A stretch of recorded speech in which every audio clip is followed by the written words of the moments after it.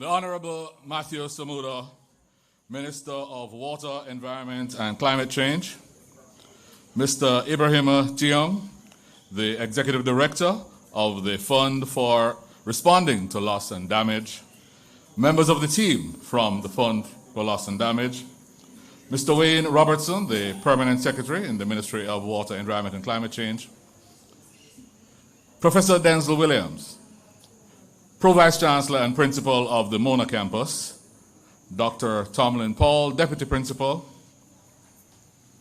members of the Jamaican and international systems that address climate change, loss and damage, water management, environment, oceans, forests, and all those interests.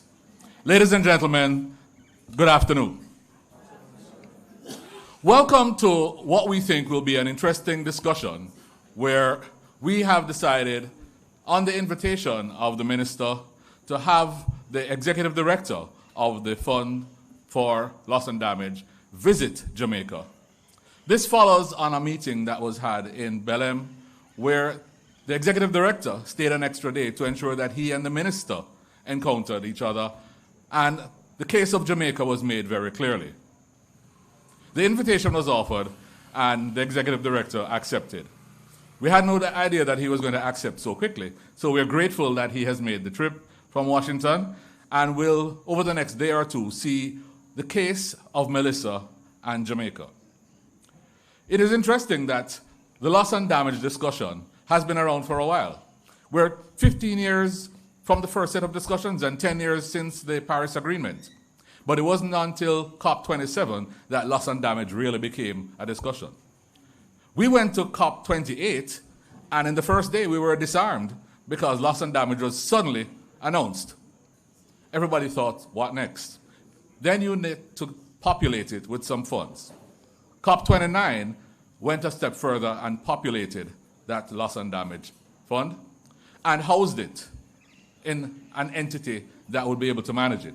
Then they appointed an executive director to be able to channel the funds at the third meeting to handle loss and damage. We're met today to do three things, really. One, to hear from academia, because they're in an academic setting, how do our thoughts within academia meet policy making and decision making in loss and damage? Two, to hear from the loss and damage organization as to how they see this happening. Because it only became functional a few days ago, and it may be that Jamaica may be one of the first countries to get a full application into the loss and damage fund. Dare I say we may be the first country to receive from the loss and damage fund. That may be the silver lining behind the Melissa cloud. But the third thing is to communicate with you and the wider public and Jamaica, the Caribbean and the world, the state of Jamaica in terms of our loss and damage, our climate change, and our interventions. We hope to achieve all three over the next hour and a half, and I apologize for the late start, but I think we'll be able to make up time, and what will be said is of great importance. So at this point, I'm going to ask Evan Thompson to come and open for us in prayer.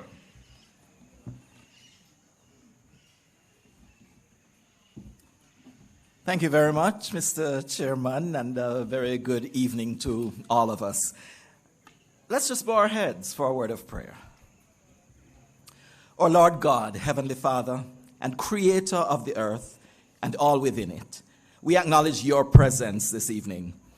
You are the one who sustained our lives, making it possible for us to meet together for this public lecture this afternoon. We are filled with praise of your goodness, thanking you for blessing us with the beauty and the bounty of nature. As we work together to right the wrongs of our brothers and sisters, we are confident that we are one with you, as you taught us to pray for your will to be done on earth as it is in heaven. Grant us, Lord God, clear vision and willing hands, and the wise words to create change in the hearts of mankind. We recognize the challenges posed by a changing climate, which threaten our very existence, and our concerns are active for our residents in Western Jamaica, who have been brutally battered by Hurricane Melissa. We continue to pray for quick and wholesome recovery in line with your will for your people. Forgive us for our selfishness and pride, and lead us in the path of righteousness, we pray. We thank you for your favor, for your strength as we build and rebuild together. As we meet today, give us clear insight and build your kingdom, establishing justice here on earth with the godly wisdom that is revealed. Be honored and glorified, mighty God, we pray. Amen.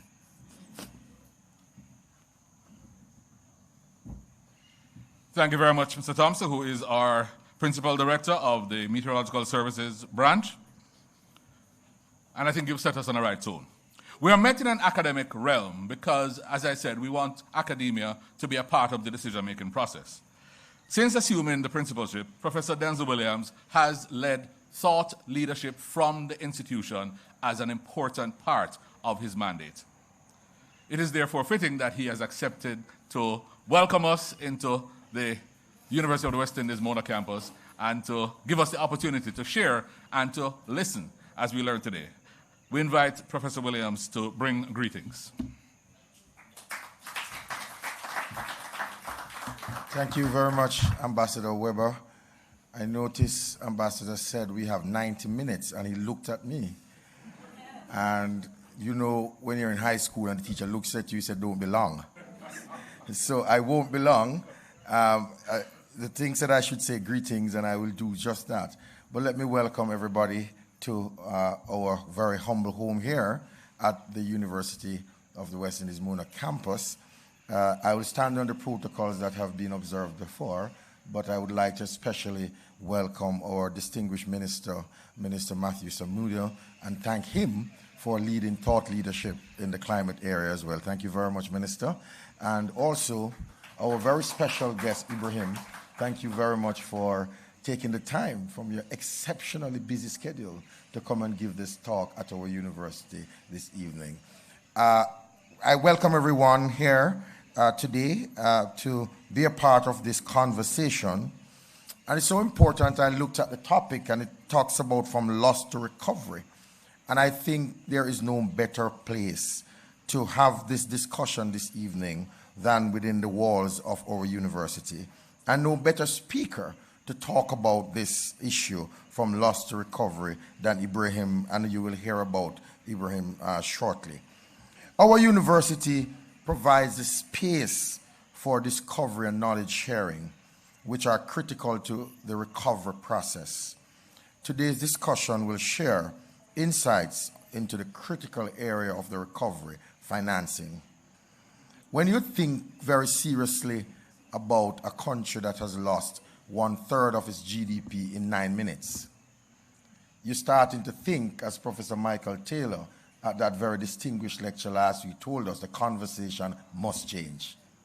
But what must it change to? And what are the things that we need to think about are some of the issues that we will discover this evening. It tells us, though, that we have to do things differently. And not just differently, we also have to do things better. That is part of the conversation that we have to have. And at the heart of the conversation is therefore about garnering the resources to ensure resilience as we go forward. So it is important to understand and appreciate that Jamaica, over the last decade, has really built a strong disaster recovery framework. But despite the recovery framework that Jamaica has built, we are still a little bit off in terms of garnering the kinds of resources that we're going to need in order to recover better and stronger and faster. And so this conversation this evening is really critical to provide us with the kinds of insights to say what are the preconditions that we need to have for the next period of another monster storm, as Professor Taylor told us. They will be coming faster and more furious. So this is not the 37-year curse that we heard about, but it is 37 years is now wrapped up into maybe 1-2 years. What we're going to be hearing this evening is a conversation about building the kind of fiscal anchors that we need in order to galvanize the resources so that we can recover better and stronger. So, ladies and gentlemen, looking at Jamaica's experience over the last decade, I think the major lesson that we're getting from this is that fiscal discipline pays dividends. Because if we did not have the kind of fiscal anchors that we have built over the last decade or so, the truth is that recovery would be even harder and be much more out of sight for us. We are at a place today where recovery, while the technical work is being done to get us better and stronger, we can say happily that in terms of galvanizing the finances to do that, we are very close to that place. And that is really the result of strong and dedicated fiscal anchor that gave us a foundation from which to build. So, Ibrahim, we look forward to your talk this evening. We want to hear more about how we build more resilience into our disaster framework, and more importantly, how we get cheap financing to recover faster and stronger. Thank you very much. Welcome again to our university.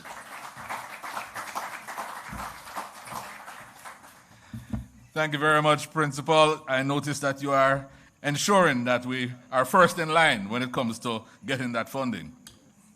A couple of months ago, the Prime Minister took a very bold decision to create a Ministry of Water, Environment and Climate Change, because you remember before it was subsumed within the Economic Growth and Job Creation. In order to set up the structure, he pulled together through the Minister a new permanent secretary who had done it once before, and I therefore invite Mr. Wayne Robertson, who is the permanent secretary in this new Ministry of Water, Environment and Climate Change, to bring greetings.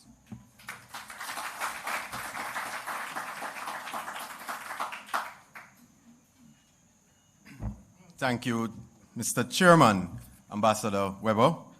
Ladies and gentlemen, permit me to recognize these very important persons. The Honorable Matthew Samuda, MP, Minister of Water, Environment and Climate Change. Mr. Omar Newell, MP, Opposition Spokesperson on Environment and Climate Change. Professor Denzel A. Williams, Principal and Pro-Vice Chancellor of this August University, the UWI Mona. Dr. Tomlin Paul, Deputy Principal. Professor Michael Taylor, Professor of Climate Science and Dean of the Faculty of Science and Technology. Of course, our esteemed guests. Welcome, sir. Welcome to paradise, as I said to you at the airport. Mr. Ibrahima Sheikh Diong, Executive Director of the Fund for Responding to Loss and Damage, FRLD, and your team members. Can give them a nice welcome. Jamaican welcome. Permit me to also recognize Mr. Omar Sweeney, Chairman of the Rural Water Supply Limited and Managing Director of Jamaica Social Investment Fund, JISTV. Mr. Christopher Weems Stone, Chairman of NEPA. And I'm also seeing Mr. Leonard Francis, the head of NEPA, CEO. Also from our ministry, we have Mr. Kevin Carr, Acting President of the National Water Commission. Mr. Ainsley Henry, CEO and Conservator of Forests. Mr. Peter Clark, Managing Director of the Water Resources Authority. Ms. Mira Bennett, Acting Managing Director of the Rural Water Supply Limited. Dr. Sharon Morrison, Director General in the Ministry of Water, Environment and Climate Change. And Gillian Guthrie, Chief Technical Director.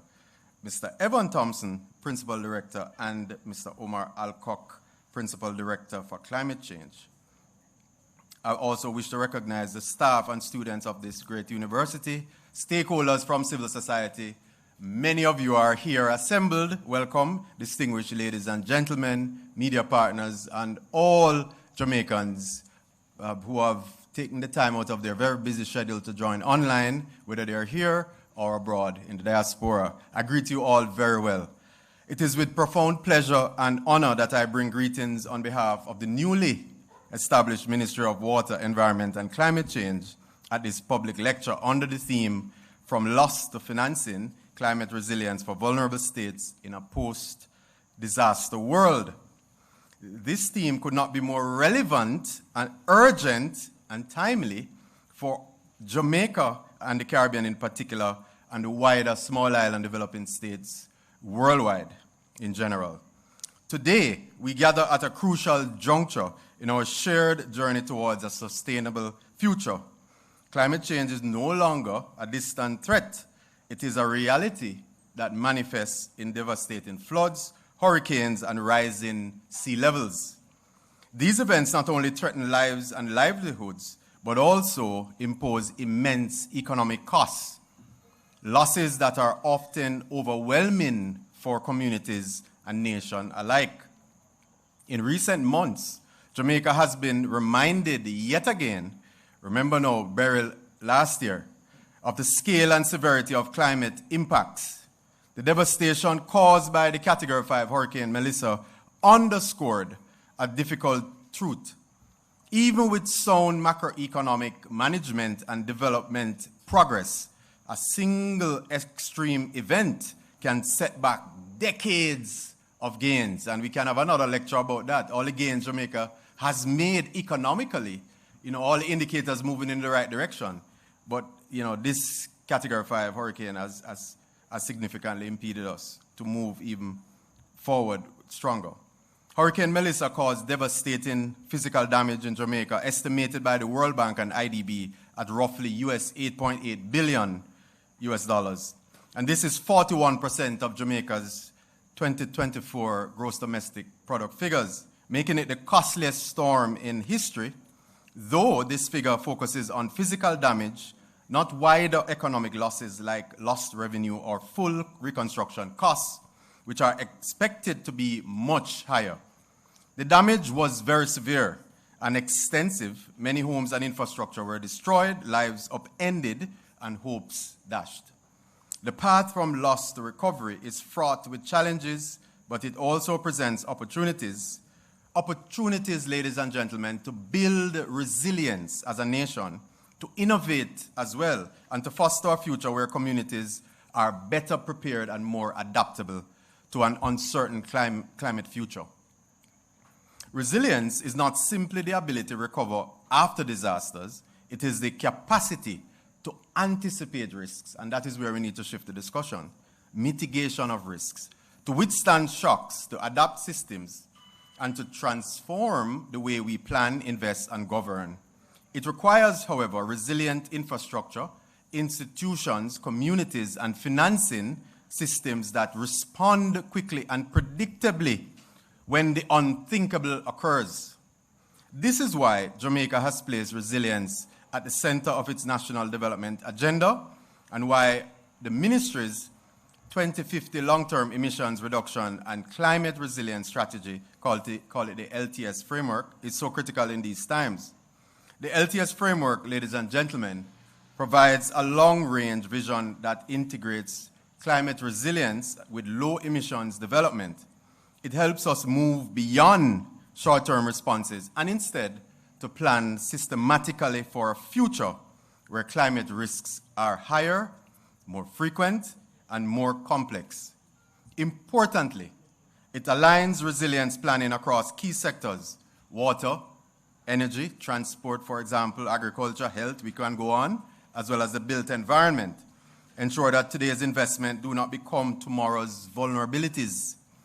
In moments of crisis, such as those we have recently experienced, the LTS serves as a compass.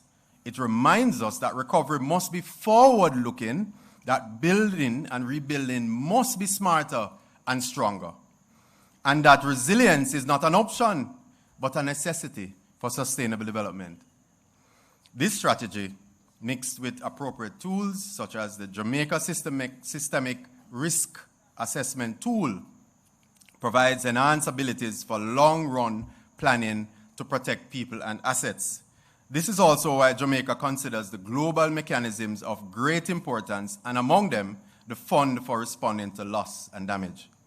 However, ladies and gentlemen, building resilience does not happen by chance. You can pray, yes, God help us to build resilience, but you have to ensure that there are concomitant actions to achieve it. It requires financing, and we all know that without money, nothing gets done, right? Yeah, we can hope and pray, but we need the money. Adequate, innovative, and accessible financing mechanisms are vital to empower communities, governments, and private sectors to invest in climate resilience, whether it's strengthening infrastructure, restoring ecosystems, or developing early warning systems. Financial resources are the backbone of effective climate adaptation strategies. Winding down, ladies and gentlemen, access to financing, predictable and adequate finance is essential if vulnerable countries are to respond effectively to residual climate risks. Those impacts that clearly now show cannot be avoided through mitigation or adaptation alone. As small island developing states, we must also think and operate outside of the box. We must harness a combination of public and private sector funding.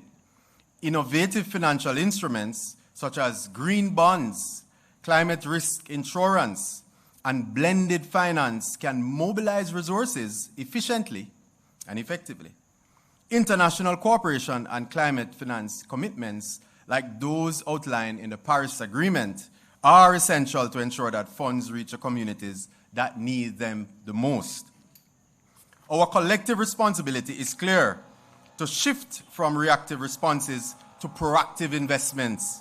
We must prioritize resilience building in our economic planning, foster partnerships across all sectors, and create enabling environments where climate resilience projects can thrive. We are therefore deeply honored to welcome Mr. Ibrahima Sheikh Diong to Island Paradise. Welcome, sir, again, and to your team. The Executive Director of the Fund for Responding to Loss and Damage, whose presence here this evening signals a shared commitment to ensuring that loss and damage financing is provided for those who need it most.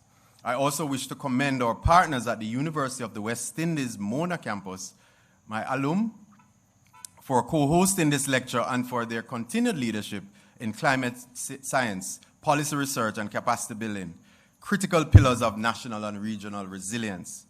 The Ministry of Water, Environment, and Climate Change, which will, ladies and gentlemen, be a center of excellence, is proud to partner with the UWI to stimulate intellectual discourse and shape policy that advances national development through shared expertise and thought leadership. As we engage in this evening's dialogue, let us do so with a clear sense of purpose, to translate ideas into tangible actions and frameworks into financing for recovery and long-term resilience. In closing, I wish to reaffirm Jamaica's commitment, sir, to building a climate-resilient future guided by evidence, informed by long-term strategic planning, and strengthened through partnerships at all levels. Transitioning from loss to recovery is not just about rebuilding what was lost. It's about creating a resilient foundation for future generations. By investing wisely in climate resilience today, we pave the way for a safer, more sustainable world tomorrow. Let us all commit ourselves to mobilize the necessary resources, to innovate boldly, and to act with urgency, because the cost of inaction, ladies and gentlemen, is much too high, and the benefits of resilience are boundless. I look forward to the thought-provoking, stimulating, and insightful presentation that will ensue. Thank you, ladies and gentlemen.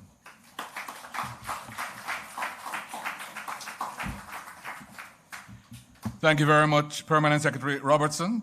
And clearly you understand he was a good choice to place at the ministry as it came through its birthing pains. But if you have a PS that's going to lead you in a certain direction, you must have a minister who is equally charged to take up that mantle. A minister with a certain amount of passion for the subject area, whether it is banning single-use plastics, whether it is microbeads, whether it is forests, whether it is the waterman, as he's now known. The Honorable Matthew Samuda has demonstrated his interest in environment and climate change from early days. He has, over the last couple of months, clearly demonstrated that his resolve to make Jamaica number one in terms of its climate resilience is at the fore of his understanding.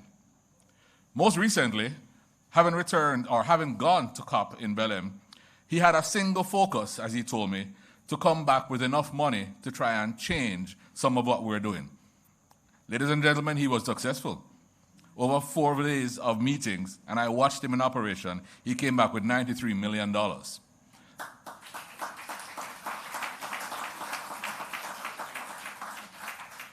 That didn't go unnoticed because just last week we were in Nairobi, and you would now know that Honorable Matthew Samuda has now been elevated to the President of the United Nations Environment Assembly, which will bring together environmental MEAs over the entire globe for the next 2 years, a responsibility which will take him to the world, but we think bring the world to us.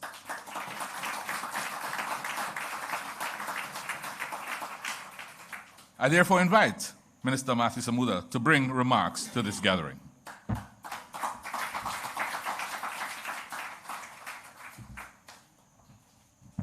Thank you, Ambassador Weber. Allow me to acknowledge Manayard Professor Denzel Williams, Principal and Pro Vice Chancellor of the University of West Indies.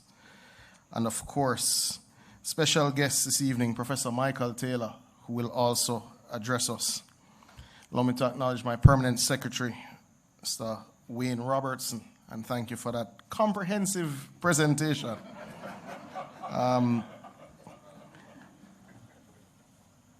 But certainly, this evening, ladies and gentlemen, of the many doctorates, professors, superstars of academia who are here, we join to welcome Mr. Ibrahima Sheikh Diong. I think that's appropriate.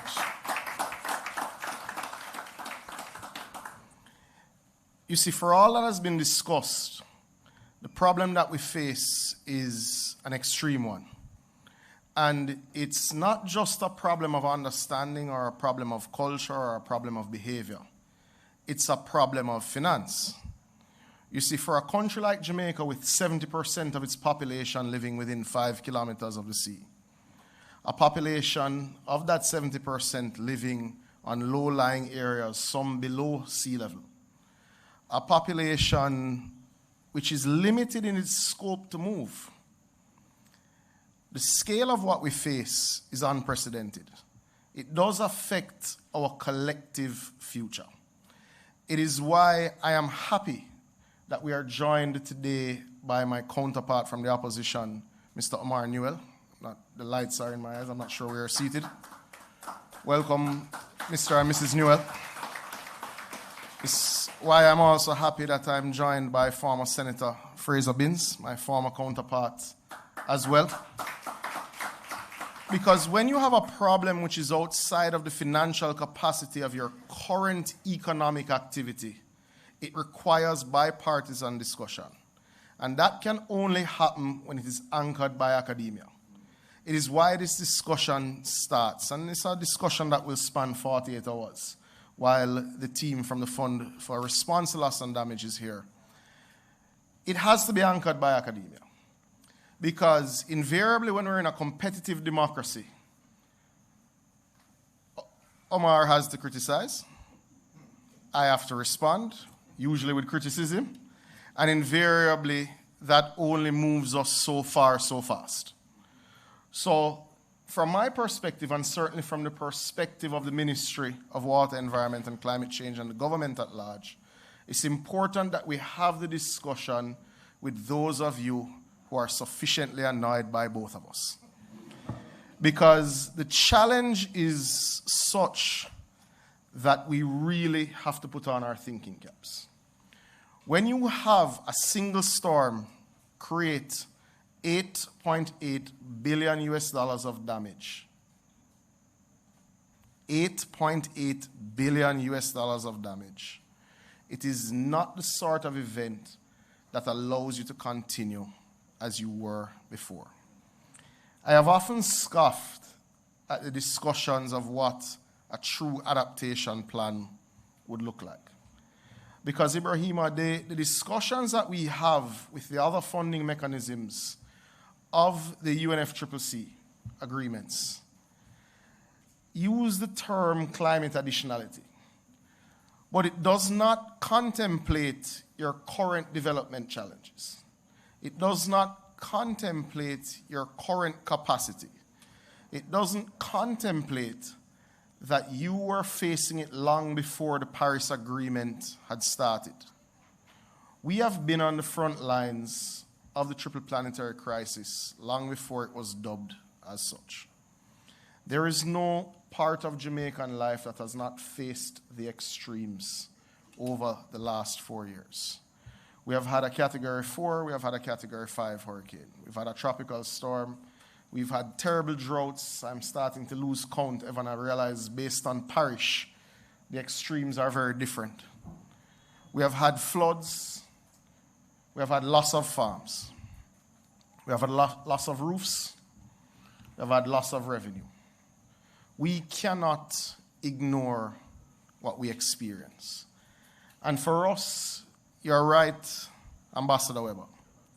We intend to bring the attention to our lived experience to Jamaica, to the Caribbean, and to all SIDS. We won't be selfish about bringing attention to our lived experience. But we intend that on the back end of that attention, that the reparatory mechanisms such as the Loss and Damage Fund work.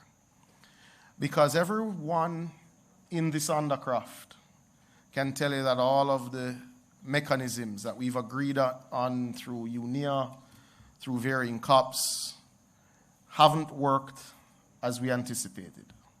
Certainly haven't worked as we had hoped.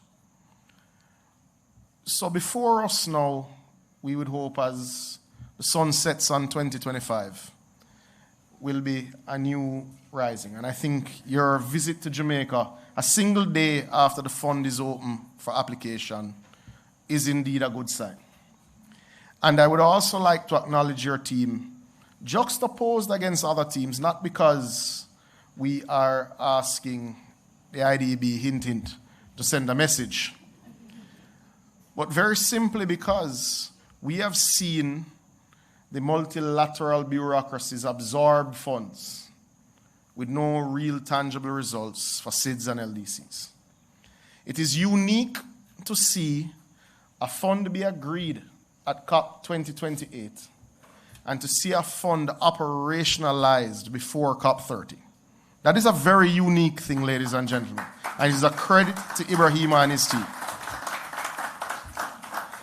It is further a credit that a mere few weeks after COP 30, that fund is now able to accept applications from nations which have experienced loss and damage because of climate change. And for that, we felt it was very important, especially after Hurricane Melissa, that we invited you and your team, not just to see the extreme devastation, but also so that Jamaican academia and Jamaican bureaucracy could acknowledge the work that you have done, because I know the role of those who have gone before. We have called for the Loss and Damage Fund from the Paris Agreement was signed. We expected it would have happened a lot earlier. But we do have to acknowledge your team's solid work. But as you prepare mentally to go into what is a disaster zone, we think that it has to be said. We didn't create this crisis. We didn't create a storm that had wind gusts measured over 250 miles an hour with 13-foot storm surges that cost lives. But we did submit projects to the international agencies with the remit to help us build resilience before this storm came. Some are 3 years into submission. Some of those projects would have saved lives. Jamaica is not going to be shy about telling its public, locally, regionally, and internationally, about when it submits projects that build resilience, that allow us to adapt to the changes in our climate that have already taken Jamaican lives. So for us, we're happy the Loss and Damage Fund is here. But the funds that are responsible for mitigation and adaptation need to catch up with you, Ibrahima. They need to do what they were intended to do. And we will not be shy about that. Jamaica isn't a perfect actor in the global environment in terms of implementing its environmental reforms. But we are resolute that we will act in a manner that defends our national interest, our regional interest, and certainly the interest of all SIDS and LDCs. Ladies and gentlemen, the post-Melissa reality is a different reality. We've lost sisters and brothers, we've lost towns, and we have to change how we build, we have to change how we consume. Ladies and gentlemen, this evening we are blessed with two very important presentations, and I myself will not take up their time because I'm eager to hear from Professor Taylor and indeed from Ibrahima, because this is a new paradigm that we have to face, and we all have to understand. And I thought it was more important to come from the University of the West Indies, Omar, than from the Parliament. Good evening, enjoy the presentations.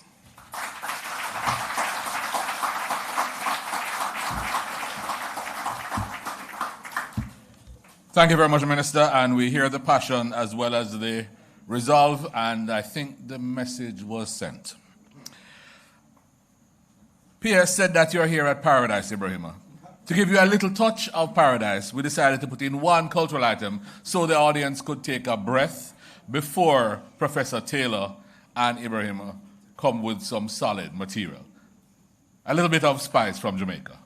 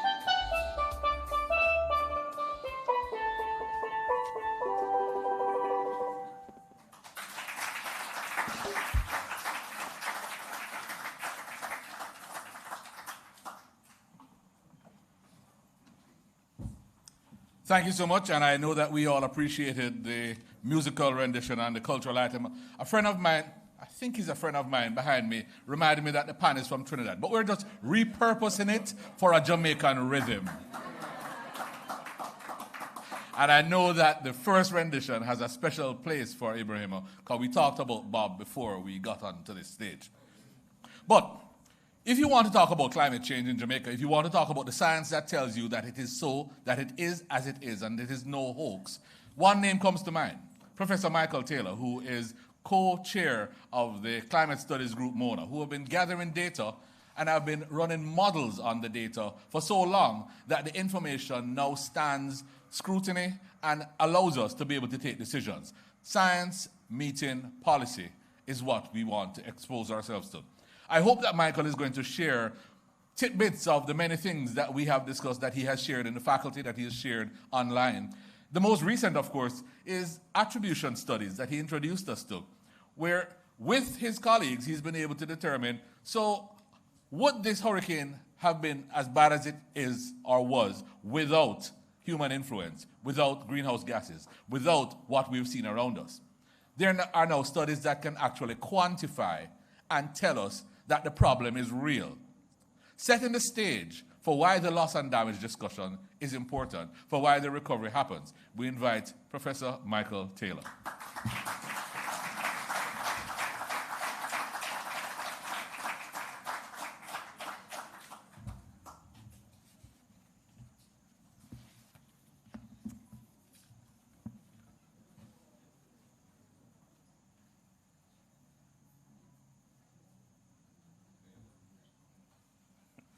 Sorry, I'm just looking to the technical team. Mr. Chair, Honorable Minister, Executive Director, Principal, all the other distinguished guests in the audience, which means all of you, good evening. So I have been asked to do the quickest of quickest, I've been told, the context setting about what climate change means for Jamaica. As a context for leading into the presentation by our distinguished guest.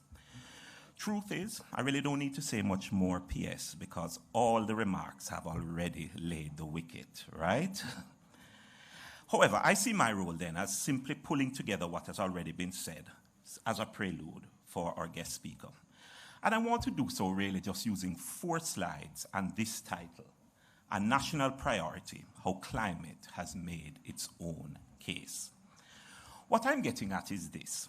What you have heard from the speakers up to now, our minister, the PS, our ambassador and chair, is really how climate change has made manifestly clear, and most recently and powerfully through Hurricane Melissa, that it is something as a country we cannot ignore.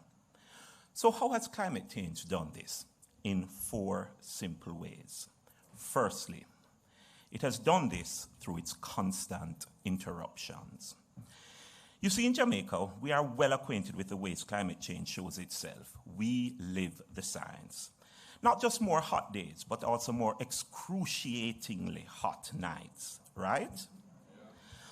We also see it in strange rainfall patterns that challenge long-held notions about when the rainy season should be. We see it in rising sea levels that erase coastlines we once knew as land. Just think Hellshire and Treasure Beach. And of course, we see it in extreme events, severe droughts, one-day floods, and the new dispensation of back-to-back storms, Beryl last year and Melissa this year. This table is a PIOJ's attempt to capture the economic impact of Jamaica's major climate events over the last 25 years. You don't have to be able to read it. You only need to know that it has as many rows as the years it's trying to capture. However, if you can, start by looking near at the top, at the near pass of Hurricane Michelle in 2001, and then go to May-June flood rains of 2002, or go to Ivan and Charlie in 2004, with Ivan alone costing what we used to think was a staggering 7% of GDP. Skip to the droughts of 2005 or 2010 or 2014, and note that they are interspersed between roughly 9 other hurricanes and tropical storms, all leading up to Beryl in 2024 and Melissa in 2025. Note also what is not captured: the record-breaking heat summer of 2023 and the long-term toll of sea level rise. We just don't have the science to measure those yet. This slide makes two things unmistakably clear. First, these interruptions are unpredictable. We never know which climate expression will strike or when. But secondly, they are unprecedented. On the one hand, some events like Melissa exceed anything in our recorded history. But taken cumulatively, the events are also unprecedented in frequency. They keep coming with little time in between to recover. Otherwise put, they repeatedly knock us off the development trajectory we thought we were on. Put together, the unpredictable and unprecedented nature of these constant climate interruptions make a simple, compelling point. Climate change cannot be ignored because it has become one of the most efficient disruptors of our national development trajectory. And it is in it making itself a disruptor of development that climate makes the strong case that it has to be treated as a national priority. But climate goes a little further. Climate has not only made its case to be considered as a national priority based on its constant interruption, but it has done so based upon its creeping impacts. Let me tell you what I mean. What you will see on this slide is my simple science. It's an assortment of newspaper headlines gathered over the past few years. Even before Melissa, it was impossible to miss the scale of climate's impact on our physical infrastructure. Roads mashed up or completely washed away, failing water systems. Certainly, those roads mashed up, those failing water systems, those crops destroyed, and of course I could go on. Melissa only supersized those losses. 385 roads impacted, 83% of NWC water systems offline at peak, 120,000 buildings roofless, all from one event. But what you could easily miss on the slide are the losses that are not easy to quantify in dollars. They are now growing just as fast, and their impact is just as real, but more enduring, and they somehow have to be captured in the financing. You need only think of the loss of learning days from Melissa. But even from before Melissa, think of the loss of learning capacity because the classrooms have become sweltering furnaces. You can think of the cultural, religious, and heritage sites destroyed by Melissa. But even from before Melissa, think of the recreational beaches lost due to sea level rise. Think of the growing household challenge to find more money to spend on doctors' bills due to climate-induced health challenges, repairing homes, or just trying to keep your children cool. Think how this will now worsen as insurance premiums climb in the wake of Melissa. Think of the watersheds, forests, reefs already struggling under rapidly changing climate conditions, and how that struggle is now magnified by the massive forest loss Melissa delivered. And of course, we cannot overlook climate's toll on mental and physical health, especially among children and elderly, nor can we overlook the sobering death toll from Melissa. What this slide makes clear is that climate's impacts have become ubiquitous. They are simply everywhere, not just in infrastructure, but in aspects of national life we once never imagined the climate could touch. This is the new SIDS climate reality. But secondly, the slide also makes clear that climate's impacts are profoundly unequal. They target the most vulnerable, deepening existing vulnerability, and even creating new vulnerable groups that never existed before. Climate change is stretching our justice and equity challenges to outsized proportions. Those whom development should be lifting up are instead being pushed backward, and the gains we work so hard to secure are being eroded. Put together, the ubiquitous and unequal nature of creeping climate impacts makes a compelling point.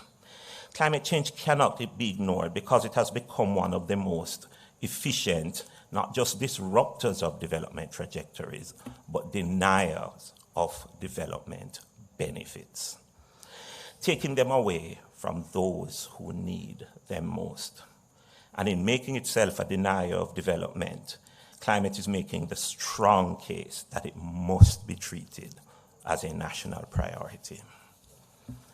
Thirdly, climate has made its own case to be considered a national priority through its cascading interactions.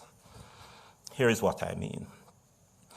Melissa only made clear what we have known for a long time. Climate impacts rarely arrive alone. They arrive as cascades. When the energy sector fails, the water sector fails. And when the water sector fails, public health fails. When the transport sector fails, markets fail. And when markets fail, food security fails. When communications fail, emergency response fails. And when emergency response fails, survival fails. In the SIDS context, cascading interactions point to two things. That's our context. First, that impacts compound. Impacts in one sector are never confined to that sector. They spill over, multiply, and accelerate. In the cascade chain, climate simply targets the weakest link. And once that link breaks, the entire system begins to unravel. This means a single climate event can quickly become unimaginable because the failure of one sector can ignite failures in others that were never directly hit by the storm. Secondly, however, cascading interactions require responses that target the intrinsic complexity of climate impacts. We must think about climate in integrated cross-sectoral ways. Unless all sectors are strengthened together, the next storm will deliver losses of 30 to 40% of GDP. Not because we failed to fix the most obvious weaknesses this time around, but because another overlooked downstream sector has become the new ignition point for devastation. In other words, in a cascading system, partial resilience equates to no resilience at all. So why are the SDGs on the screen? Because when climate impacts cascade, every single SDG comes under threat.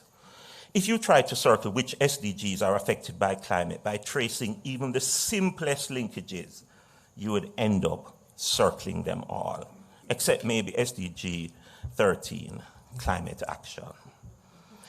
This has serious consequences because the SDGs are the bedrock of our national development aspirations as they underpin Vision 2030. Otherwise put, climate through its cascading interactions is steadily making these aspirations unachievable on their current timeline. So what I'm saying is this. Put together, the compounding and complex nature of climate's cascading interactions make a real compelling point. Climate change cannot be ignored, not only because it's a disruptor and a denier of development, but also because it has become one of the most efficient delayers of our development goals. And in making itself a delayer of development, climate has made the case it must be treated as a national priority.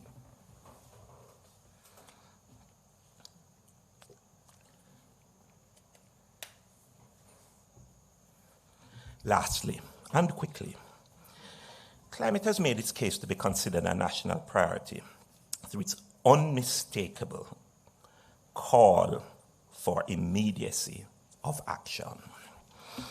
This is captured powerfully in the quote you see on the screen from our Honorable Minister at his recent address at COP30.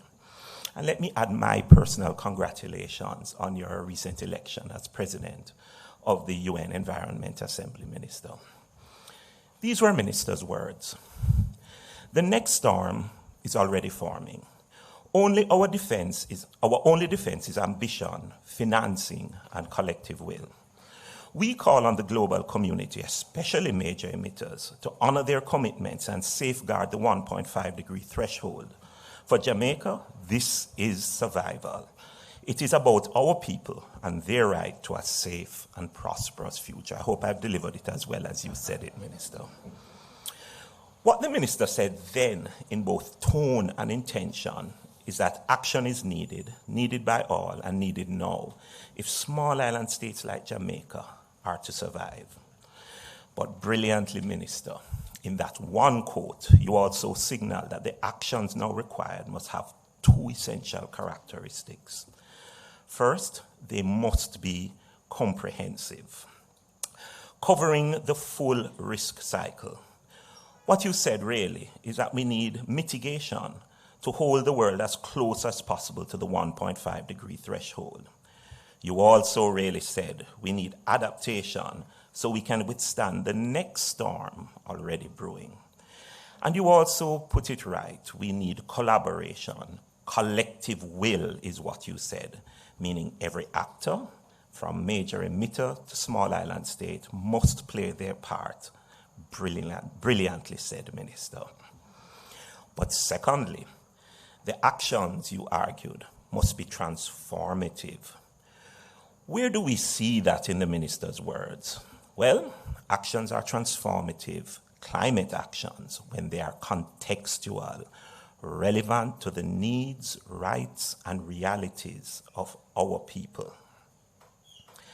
Actions are also transformative when they are innovative, reflecting new thinking, new solutions, or as the Honorable Minister puts it, new ambition. And that ambition must extend to how we finance these solutions. That is my less than subtle handoff to our guest speaker. He will show us how this framework, new framework, embodies exactly the kind of transformative approach that our climate reality demands. But to complete the point before handing over, climate's call for immediate action, action that is comprehensive and transformative, really makes a fourth compelling case. Climate change cannot be ignored, not only because it is a disruptor, denier, and delayer of development, but also because it has become one of the most powerful demanders of new development solutions. And in making itself a demander of development solutions, climate has again made its own case. It has to be treated as a national priority. So I end by suggesting this is Jamaica's climate context. I have done what I have been asked to do to set the context. Climate has not only announced itself as a national priority without our permission, it has made its case by presenting itself as Jamaica's biggest development challenge, disrupting our path, degrading our gains, delaying our goals, and demanding new solutions. And so with that context in mind, I hand over to our guest speaker. He will tell us a new way we can respond as SIDS to climate's development challenge. Thank you.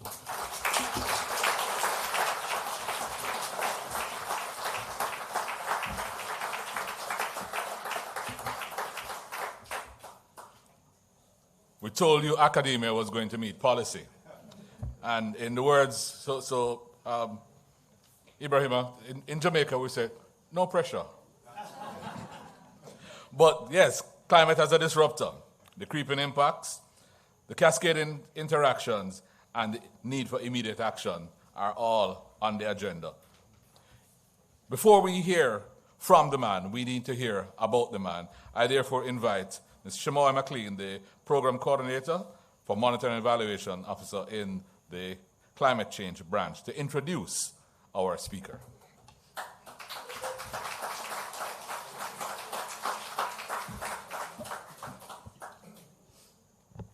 Good evening, everyone.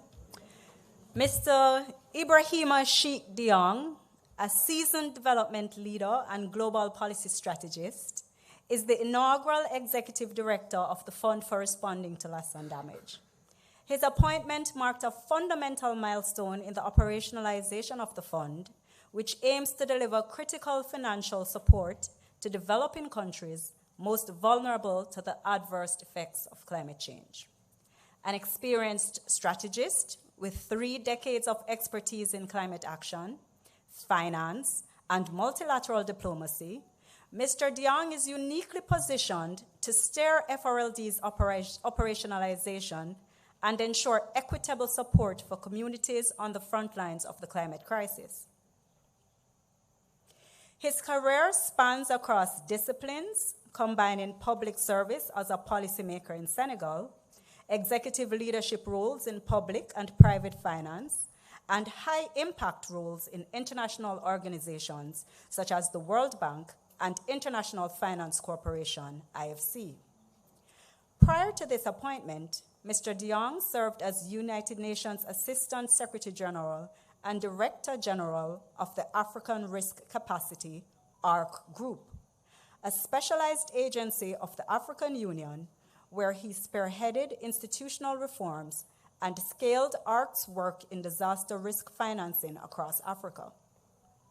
Before joining the ARC Group, he served, amongst other senior roles, as a special representative of the President of the Arab Bank for Economic Development in Africa, on environmental, social, and governance matters, manager at the World Bank Group, minister, special advisor to the President of Senegal, Permanent Secretariat of Energy of Senegal, Director General of International Cooperation of Senegal, Senior Africa Banker at BNP Paribas, Chairman of the National Airlines of Senegal, and Africa Director at Booz Allen and Hamilton.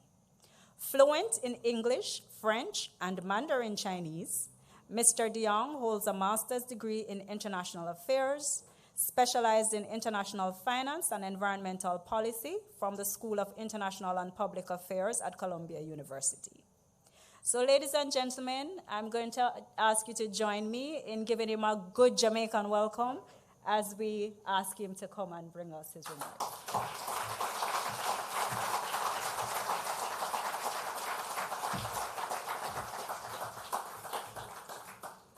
Just for the record, I'm not going to give the lecture in Chinese if that's what you think is going to happen.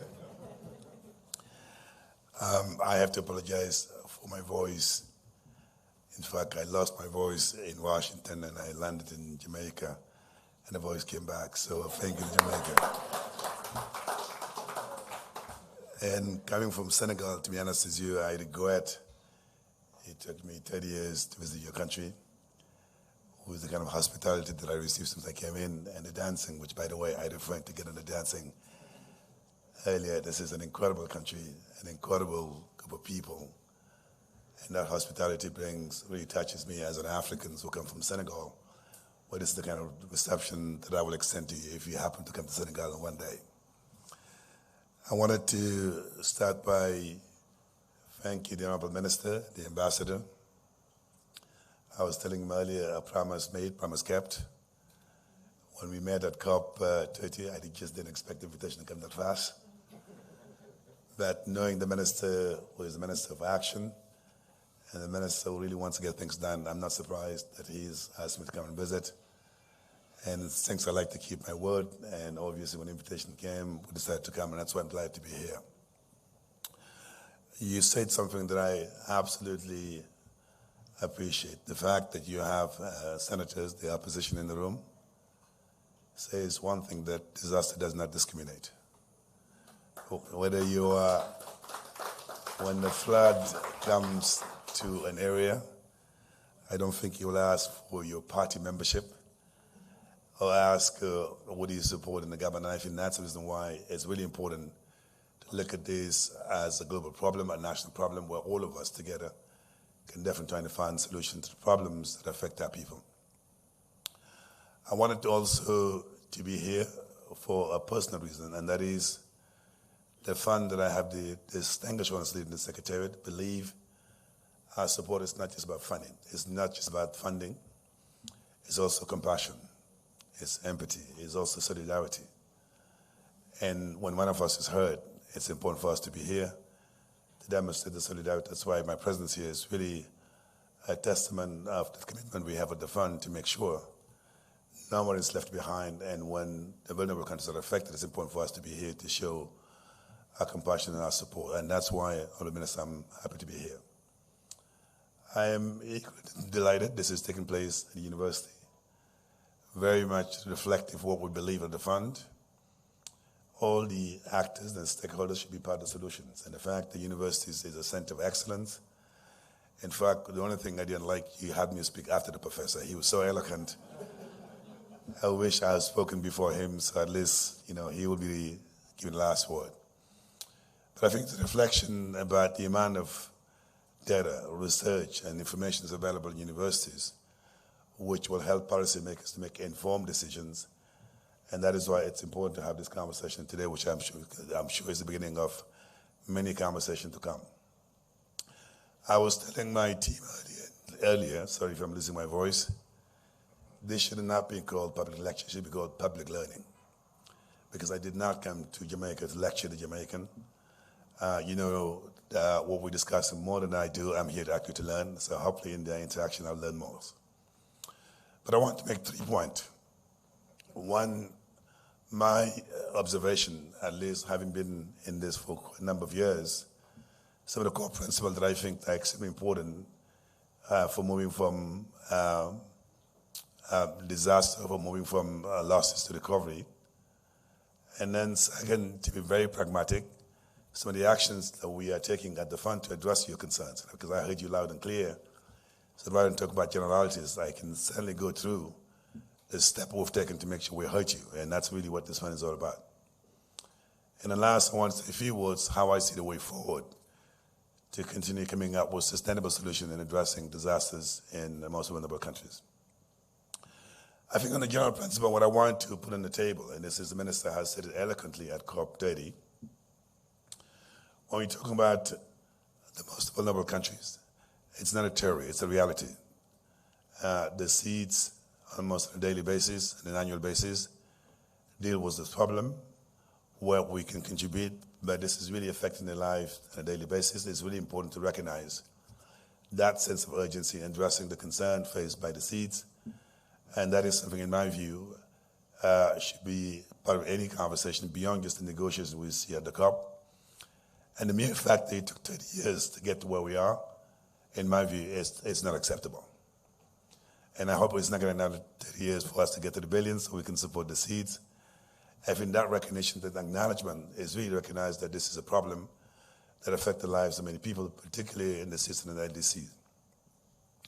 I think second principle, equally important, I was in Doha last week and I was part of a panel and a conversation about how do we build trust with the communities that are affected by disasters.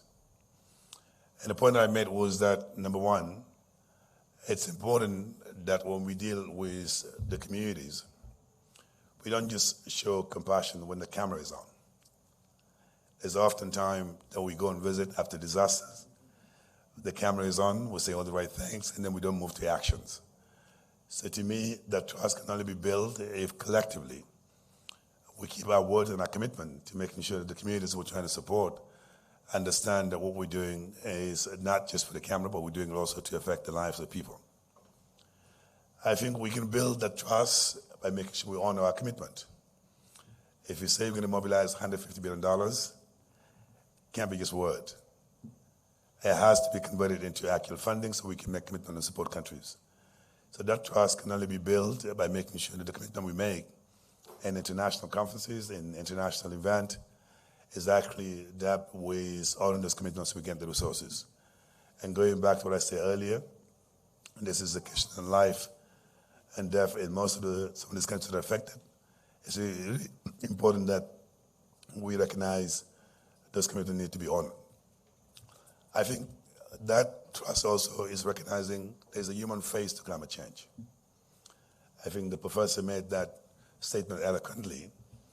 In some of these countries, whether in Africa or Latin America or here, we talk about the lives of people, their livelihood. We're talking about a flood, a drought. So to the extent that recognizing that human face of climate change, in my view, has an impact on the sense of urgency, has an impact in the action that we take and make us less bureaucratic and make us more tangible in providing solutions. And I think that trust is important. I think it's important also in the response, and this is where academia meet policymakers.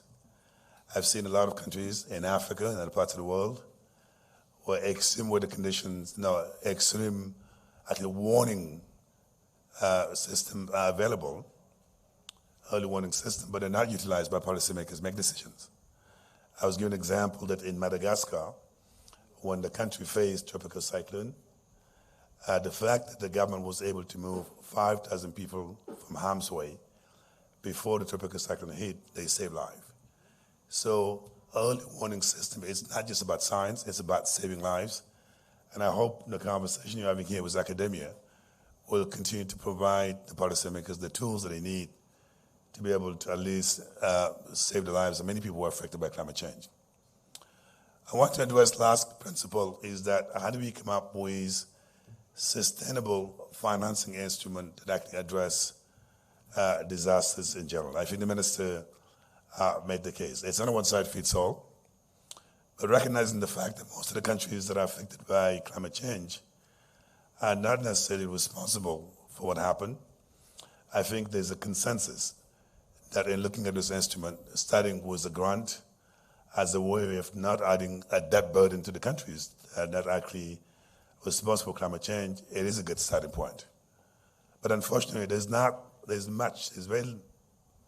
limitation to what you can do with grant. So the question, what are the other instruments that we need to explore in making sure countries have access to a menu of functional instruments so they can actually respond adequately? Grant is one thing. There's a limitation of what you can do with grant. But can we actually look at the financial architecture of the MDBs whereby international financing is such that they are accessible to those who need them and a much more cheaper rate so they can actually finance what they need. Let's face it, when there is a disaster, rebuilding the heavier infrastructure is a huge investment.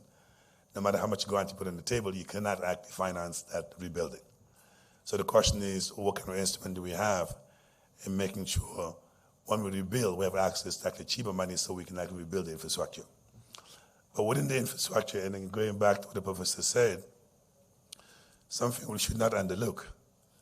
And these are the schools, the cemeteries, the hospitals that are destroyed because of extreme weather conditions or slow onset. I visited Senegal recently, where the communities were telling me a couple of years ago, the sea was here, and now it has taken over our cemetery, our hospital, our schools, our culture.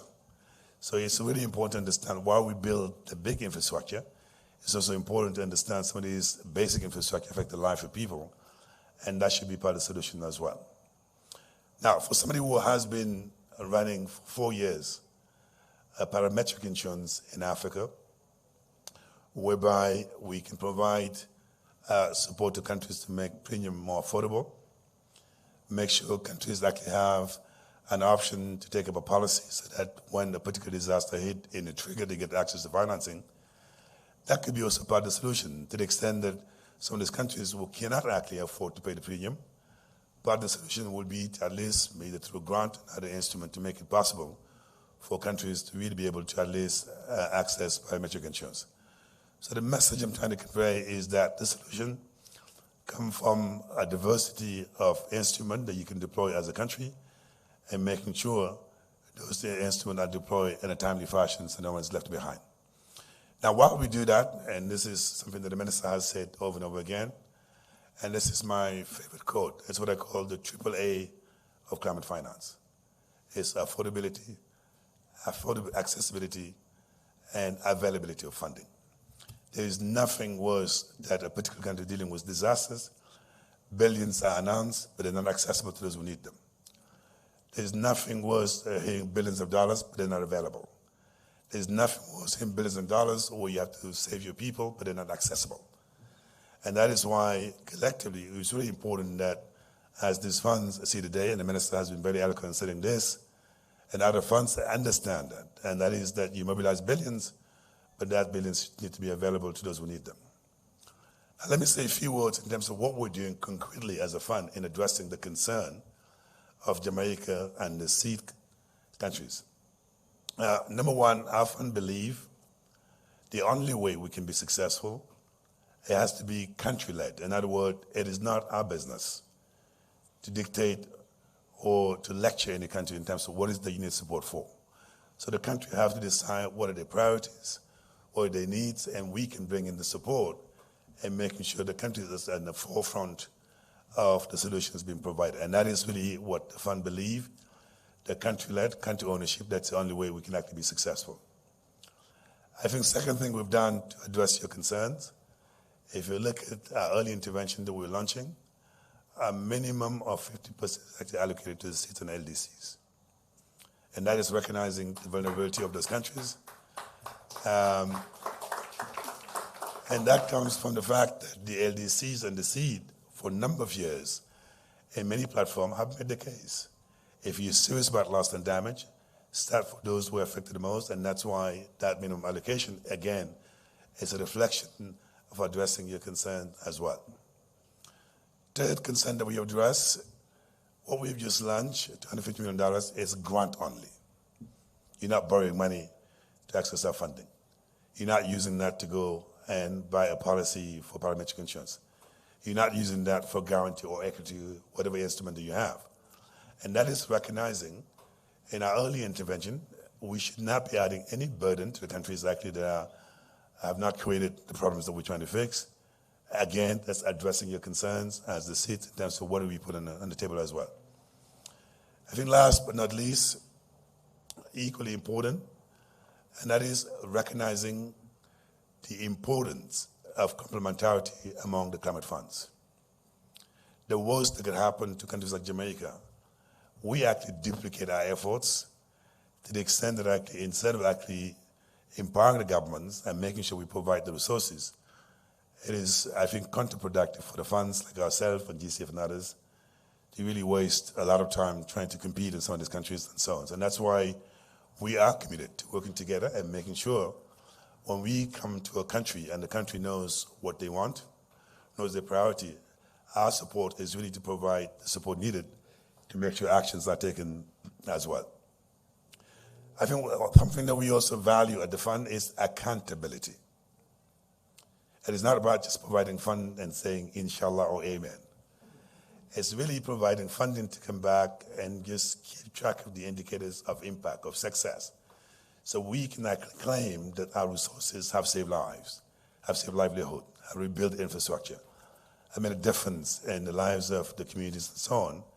And this is areas where you should hold us accountable, so to make sure at least as a fund, we're not just talking, but we talk the talk, but walk the walk, so we can be impactful. Just to wrap up, looking ahead, a couple of things that are extremely important, which I believe we can collectively address. Our fund has seen the day thanks to the global solidarity. The next step of the fund to be successful has to depend also on global solidarity. So we have not been successful as we want to be.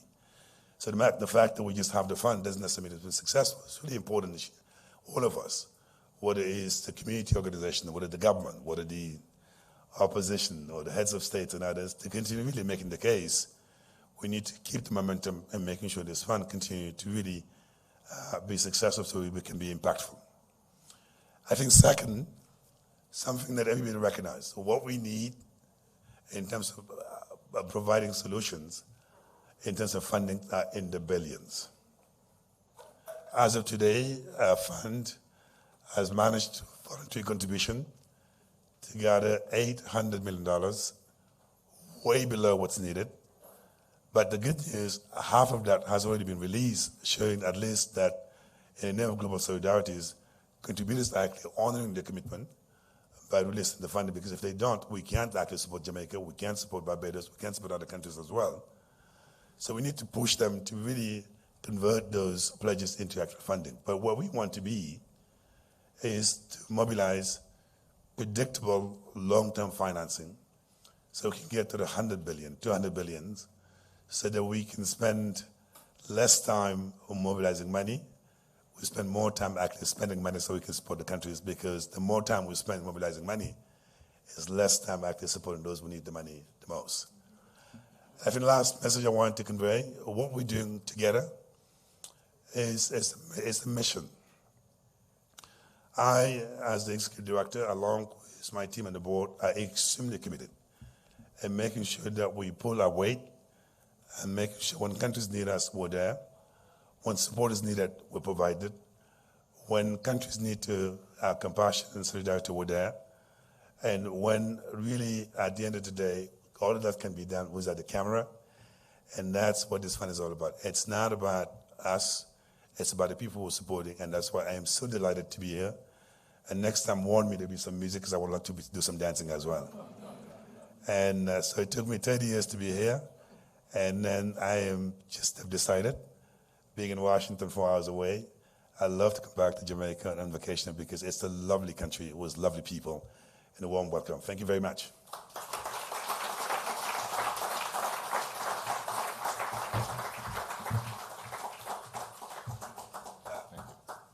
I'm supposed to take some easy questions. You know what to do. Thank you very much, Ibrahim. You can walk the walk, talk the talk, and you can dance the dance. So we've heard the scene setting, and we've heard some of the responses in terms of country-led. I really am impressed with the minimum of 50% for SIDS and LDCs. Well, the fact that there's 800 million promised and only 400 million there and only 250 million available, we need to work on that part. But the commitment is there and the accountability is there. Ladies and gentlemen, let us, first of all, give Ibrahim another round of applause.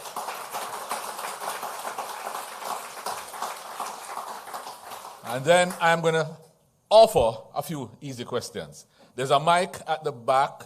I'm going to take 3 questions because I know we're long on time. And there may be some issues that people want to clear.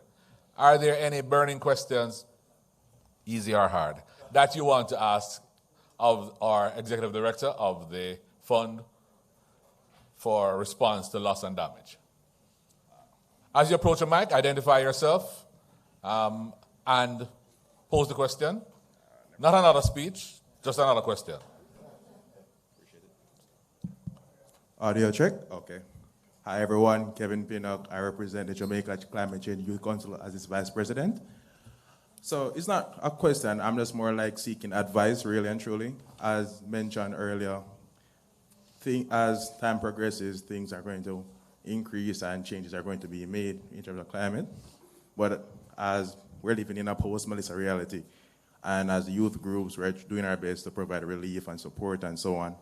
So as we're transitioning post-relief, I'm just looking for advice in terms of what would be the next step in terms of what areas are we overlooking, like loss of education and so on and so forth.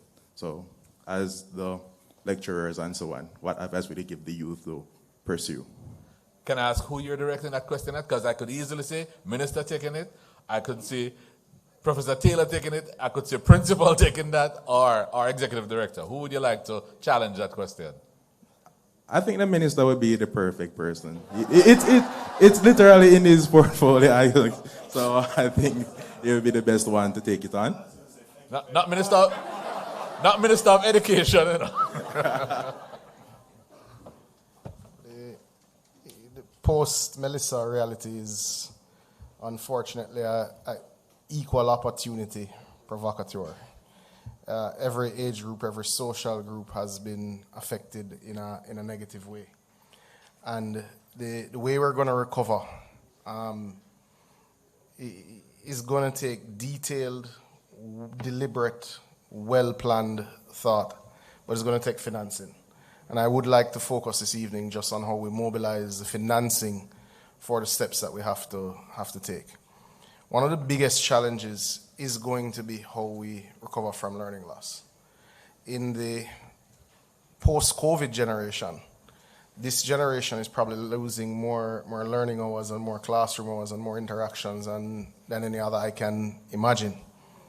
So that means your generation's leadership to engage and galvanize and bring youth together is going to be even more important. And even the process of bringing people together isn't free. The chairs don't rent themselves, the screens don't rent themselves, and guest speakers don't fly in by accident, right? So the first thing to note is that we thank you for your service and for being here. But us as policymakers are going to have to work very closely with you, with entities like Ibrahima's, to ensure that the financing is there to move from simply engaging to getting kids back into the classroom. But there is no shortcut answer. We have a long road ahead, and we will have to build the sort of climate resilient spaces that allow for learning loss to be significantly minimized as we face other disasters. And we will have to complete our assessment of exactly what the learning loss is very quickly, so that in the new year we're able to mobilize through groups like yourselves to have the conversations with our young people about getting them into classrooms after traditional learning hours so that they're able to catch back up on the hours that we've missed. All right. Thank you very much, Minister. I see Ibrahim wants to take an easy question. So Yeah. Well, in fact, I just wanted to use the opportunity just to inform the gentleman who asked the question at our board, because we believe in transparency, inclusiveness, particularly involving the civil society. We actually have observers that sit in our board proceedings, and some of the association actually happen to be a youth organization involved in climate. And within our board proceedings, actually we have a session called Dialogue with the Civil Society. And our intention of doing that is just make sure we hear these voices that come either from the youth, from gender, and the community. So I strongly encourage you to really reach out to our team dealing with governance and the board affairs and make sure you can be part of the conversation, because we do actually consult with the civil society, and it's our way of making sure that no one is left behind in the consultation and designing responses.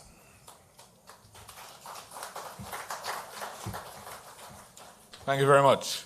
I'll take another question if there is one from the floor. Yes, thank you very much. Identify and direct. Sure. Nicholas Key from Key Farms. I guess this is for Dr. Taylor or Professor Taylor. I was more curious, at least deep diving into your work, if you are thinking about the variables related to climate change in the context of ecosystem services. And if you are, how are you then including things like biodiversity data in your assessment for how our nature-based assets are being reported on, especially for different funds like the Loss and Damage Fund? Prof. Taylor?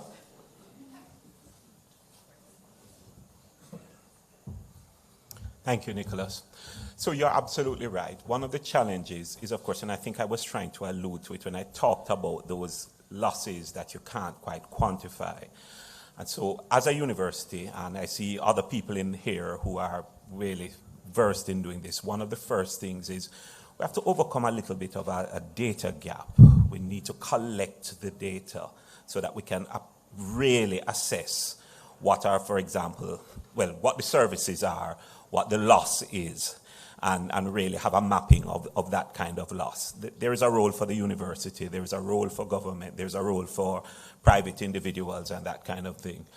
And then once we can have that kind of assessment, so there is a whole role for research, it begins the step for integrating it, certainly within the framework to be addressed. I would speak just briefly about one way we are trying to do that and to bridge this gap. I think the chairman spoke earlier about the JSRAT, the Jamaica Systemic Risk Assessment Tool. This is a really innovative tool that the government has invested in to try to assess risk, they assess the risk.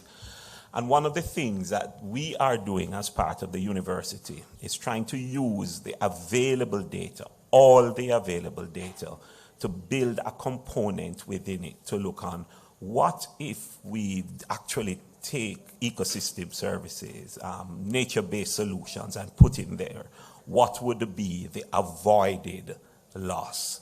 Because we think if you can show the avoided loss in real terms, then it changes the conversation completely. And so, I'm going to look to the executive director clearly. We have to build out that research. This is a real practical way in which we're trying to do the handoff between doing research, the data, and coming up with the information that can actually lead to tangible action. I'll leave my answer there for now. Actually, let me challenge you, Professor, because this is really what this conversation is about. Now, I hear quite often the question about mainstreaming early warning systems. One thing is to have the data, but if the policymakers are not using data to make policy decisions, it's a great information, it's reliable, but to the extent we can actually foster that policy making and data to the extent that it's actually mainstream, it's not something that you produce, but doesn't get to actually making decisions. Well, I think you have said it, even without, And I think, last week I gave a lecture, the VM lecture, and we were talking about that interface between, collecting the data and the role that academia can play. But I'm going to go back to where my principal started, the need to resource the academia, because, I was trying to allude to it, the solutions have to be contextual. We cannot be borrowing solutions from elsewhere. And to develop contextual solutions, you really need the resourced academia to do so. And then you show the value, work in partnership with things like the tools that I am talking about, and hopefully it will translate.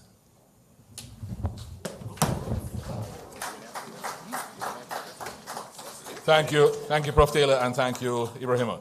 Just to close that loop, part of the reason that we do the things we do in the way that we're doing it here, and I'm grateful that we're able to do it, is that, so Michael talks about the resources that are required to make to generate the data so we can have the answers. There are researchers, and I'm looking at many of them in the room, who are generating biodiversity data that needs to be put into that kind of framework.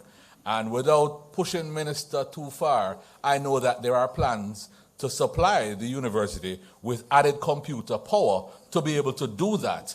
But I think loss and damage fund might be the place that helps us get there. So I'll take one more question and then we will close. Yeah. Well, I know you're the half, Marvin. So. Okay, good evening, colleagues. My name is Everton Hannam. I'm Secretary General of the Jamaica National Commission for UNESCO. Two questions. One Everton. Okay, one with the second part. So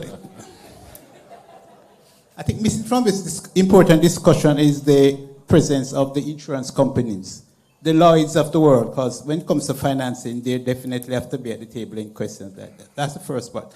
And the second comment would be to see how we can bring the UN family together instead of working in silos, because there are still some of the UN agencies that are working in silo, and the idea of having this discussion therefore needs to be front and center in many or most or all of the UN agencies. Those are my comments. Thank you. Well, I'm not sure if it's a comment or a question, but because we have spoken about insurance, I don't know, Ibrahim, if you want to mention anything about insurance and as an opportunity, because you did talk about 3 ways of doing it. Well, I think the bigger question that he raised is really working with the UN and all these other agencies. One of the things that I have not done, and I think the Minister can certainly testify to this, if you look at the early intervention that we're launching, we actually have simplified the process of accreditation, where we did not actually wait 5 years to put the accreditation framework in place to start doing business.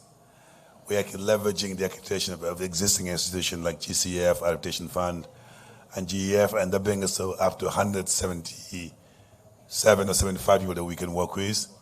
And on that list, there's a long list of UN agencies that are actually eligible to come and work with countries and partner with countries to access our funding. So I am getting a lot of calls from the UN institution looking at that opportunity in working with countries, and I certainly expect the same thing to happen in Jamaica, where this UN institution will actually sort of work together. I think the other thing on the insurance, coming from a parametric insurance background, I'm certainly not pushing insurance one way or the other. What I'm saying is just the response has to be as diversified as possible, whereby from the ground, the concession financing and insurance and other instrument, and leave it to the country to make a decision which one of those tools you can actually deploy at the right time to respond. And I think that's where we need to stop being a bit more philosophical about this and think about more in terms of being tangible solutions, and then trust the country's maturity and leadership to make decisions. And that's my approach to insurance. Now, insurance may not be affordable, and I've run an organization where the premium was expensive, but you can always make it affordable by subsidizing it so the country can actually afford them. Again, that's part of the solution, but let's bring it back to the countries, and that's the message I want to convey. Thank you. On the question, Everton, on the UN, I happen to have heard the minister make a statement, so I'm going to give him the chance to expound. Thank you, Ambassador. But before I dive into the UN, just quickly on the insurance subject. Many areas are going to become unlivable because insurance premiums are going to outstrip the capacity of mortgagors to support real estate development. We're already seeing that in developed countries. South Florida is not what it was 10 years ago, and certainly won't be what it is today in 10 years at the current rate of premium increases. But we're seeing that in Jamaica. Our coastal developments are already threatened by increases in premiums. Some areas are simply becoming uninsurable because of the frequency of the events that we're facing. Just to note, and in real quick as we wrap up, right, Ambassador, resilience isn't just going to be thicker cement walls and slab roofs or restoration of 1,000 hectares of mangroves that we foolishly degraded. It's going to have to be also the financial tools to be able to prepare for a very different world. And insurance is going to be at the heart of that. It's why the government, I think in 2013, with CRIF, would have put in place particular coverage at a time where we really didn't have much fiscal space. It's why the administration now would have put in place what we had with the catastrophe bond, because there's been a recognition of the state, regardless of who has been in charge of its affairs, that they had to have this sort of coverage. Now, we all wish in this room, and I think for those listening on air, that that coverage had an extra zero behind it. It certainly would have changed our response capacity. But the issue you have raised is indeed the core of the next discussion that we'll have to have. The loss and damage fund is more of a reparatory mechanism by the large polluters, the large emitters, who have acknowledged under the Paris Agreement from 2015 that there had to be a mechanism that simply said those who lost get help, whether or not they were able to pay insurance premiums. Insurance premiums, I think, in many ways are like the middle income curse that nations like Jamaica face, because your premiums don't equal the level of coverage that you need, but you have some coverage, so you're fine, which is why the loss and damage fund is so incredibly important. It's why I'm so thankful that Ibrahim and his team have taken the chance to come on tour, because yes, they're having a conversation here, but tomorrow, very importantly, they'll see the damage firsthand from this climatic catastrophe. On the subject of the UN bodies, Ambassador, because I'm learning to be diplomatic, no hablo inglés.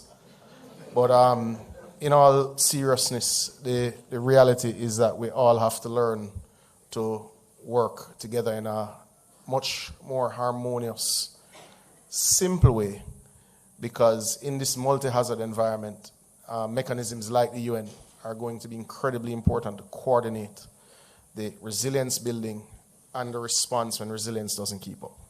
So I think that's a good place for us to leave it, for us to move on.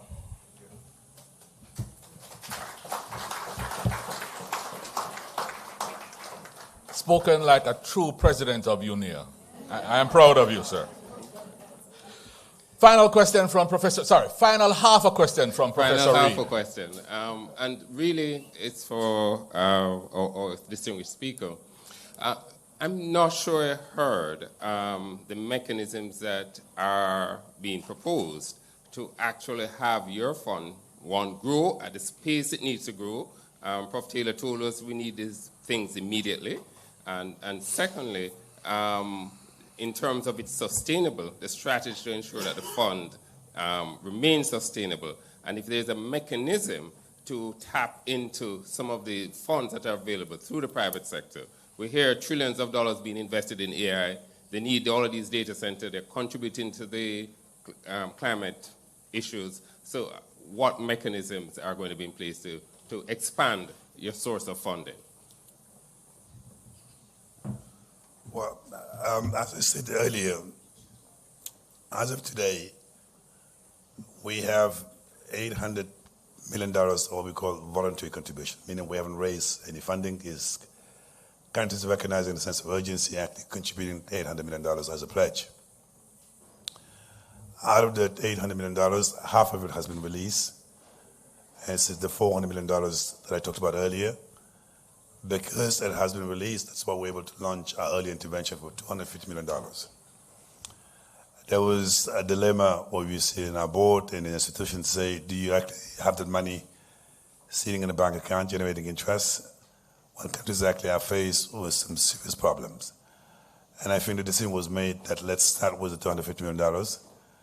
It may not be enough, but in some countries, $10, $50 million can make a big difference in actually building resilience. And particularly when you're providing $5 to $20 million per initiative. And that is the first step with regard to making sure the funding is actually available to where it's needed. So while we're doing that, our board has decided we need to start thinking about the much more longer term resources to the organization. And that's the reason why we're working as we speak on our resource mobilization strategy with the expectation that by 2027, we'll have our first replenishment with the hope that the international community who was involved with global solidarity for the fund to see today will follow suit. We'll learn from our early intervention and then to be a bigger and better and faster fund by the time we get to the billion. So the process is voluntary contribution to intervene now, long-term resource mobilization strategy, but that strategy will not just look at the grant, it will also look at diversification of funding sources, private sector, philanthropy, and other innovative financing we're looking at. So ultimately, is to make sure that 150 billion or whatever went up as a number will come from different sources so we can actually provide the support needed. So I will certainly continue to update Jamaica and all the other countries, the progress we're making, but we're mindful this fund cannot afford to be running out of money because what we're dealing with is so important that money should not be standing in the way to providing solutions, and that's why we're very committed to mobilize long-term resources.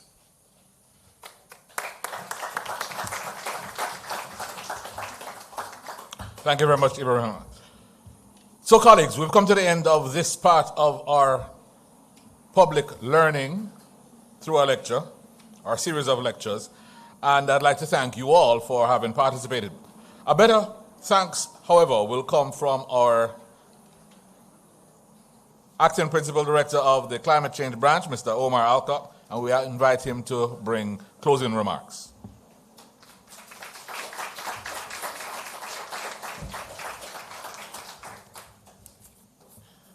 I believe, ladies and gentlemen, this has been a wonderful evening well spent. Would you agree?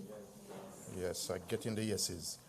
I'm going to forego the list of the dignitaries. I think the colleagues before me did a wonderful job, thank you, P.S., of identifying the persons that needed the recognition that he gave, and so we thank him for that.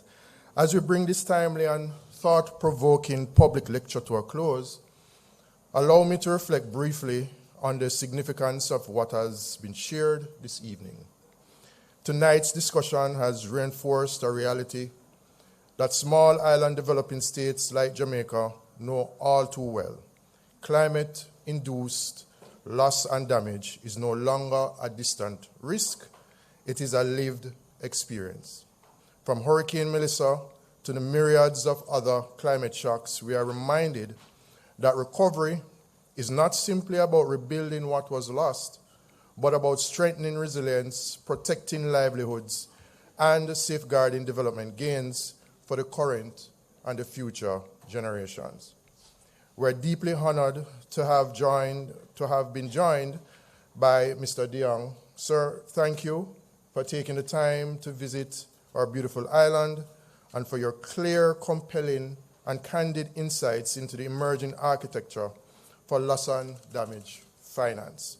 Your lecture has helped demystify the fund's mandate while also challenging us, policymakers, practitioners, academics, and citizens alike, to think more strategically about readiness, coordination, and ambition in accessing and deploying these critical resources.